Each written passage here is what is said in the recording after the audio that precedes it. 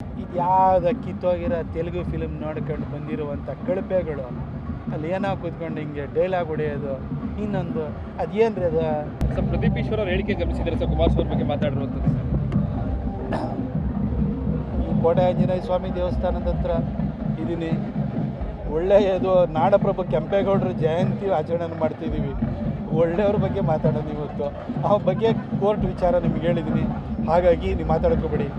ಕುಮಾರಣ್ಣ ನೋಡಿ, ಒಂದು ತಿಳ್ಕೊಳ್ಳಿ, ಈ ಕರ್ನಾಟಕದಲ್ಲಿ ಎಲ್ಲರನ್ನೂ ಕೂಡ ಅಣ್ಣ ತಮ್ಮ ಅಂತ ಕರೆದು ಬ್ರದರ್ ಅಂತ ಕರೆಯುವಂಥ ಇವತ್ತು ಬ್ರೋ ಅನ್ನೋ ಲಿಂಗೋ ಇದೆ. ಆದರೆ ಭಾರತ ರಾಜಕಾರಣದಲ್ಲಿ ಎಲ್ಲರನ್ನೂ ಕೂಡ ಬ್ರದರ್ ಅಂತ ಕರೀಲಿಕ್ಕೆ, ಎಲ್ಲರನ್ನೂ ಅಣ್ಣ ತಮ್ಮಂದಿರ್ತಾರ ಅಂತಃಕರಣದಿಂದ ಮಾತಾಡಿಸುವಂಥದ್ದನ್ನು, ಆ ಪ್ರವೃತ್ತಿಯನ್ನು ಮೇಲ್ಪಂಕ್ತಿಯನ್ನು ಹಾಕಿಕೊಟ್ಟಂಥವರು ಕುಮಾರಣ್ಣ.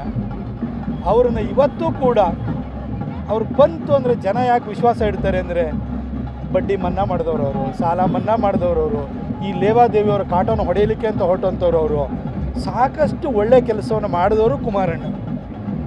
ಆ ವ್ಯಕ್ತಿ ಇವತ್ತು ರೈತರ ಪರವಾಗಿ ನಿಂತಿದ್ದಾರೆ ಅಂದರೆ ಅವರ ಮಾತನ್ನು ರೈತರು ಕೇಳ್ತಾ ಇದ್ದಾರೆ. ಯಾಕೆಂದರೆ ರೈತರಿಗೆ ಒಳ್ಳೆಯದನ್ನು ಅವ್ರ ಕುಟುಂಬ ಮಾಡಿದೆ. ಆ ಹಿನ್ನೆಲೆಯಿಂದ ಬಂದಂತಹ ಕುಮಾರಣ್ಣನು ಕೂಡ ರೈತರ ಬಗ್ಗೆ ಅಂತಃಕರಣ ಇಟ್ಕೊಂಡು ಕೆಲಸವನ್ನು ಮಾಡಿದ್ದಾರೆ. ಅವರು ಇವತ್ತು ರೈತರ ಭೂಮಿಯನ್ನು ಕಿತ್ಕೊಳ್ಳುವ ವಿಚಾರದಲ್ಲಿ ಧ್ವನಿ ಎತ್ತಿದ್ದಾರೆ.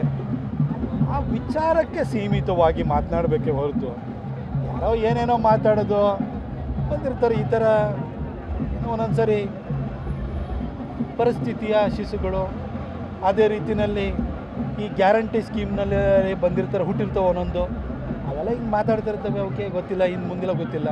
ಆದರೆ ಚಿಕ್ಕಬಳ್ಳಾಪುರದಲ್ಲಿರುವಂಥ ಬಲಿಜರಿರ್ಬೋದು, ಗೌಡ್ರಿರ್ಬೋದು, ನೆಕ್ಸ್ಟು ಇನ್ನು ಠೇವಣಿನೂ ಬರೆದಂಗೆ ನೋಡ್ಕೊಳ್ಳೋ ಕೆಲಸನ ಮಾಡ್ತಾರೆ.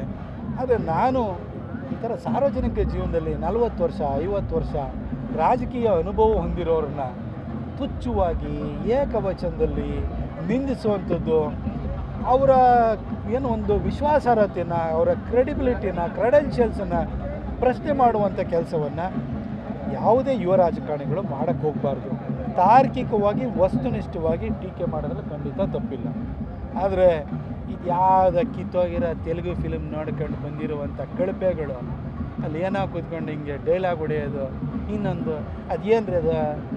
ಮೊಟ್ಟೆ ಹೊಡೆದ್ರೆ ಅದು ಆಮ್ಲೆಟ್ ಆಗುತ್ತಂತೆ, ಒಳಗಡೆಯಿಂದ ಹೊಡೆದ್ಬಿಟ್ರೆ ಅದು ಮುರಿ ಆಗುತ್ತಂತೆ.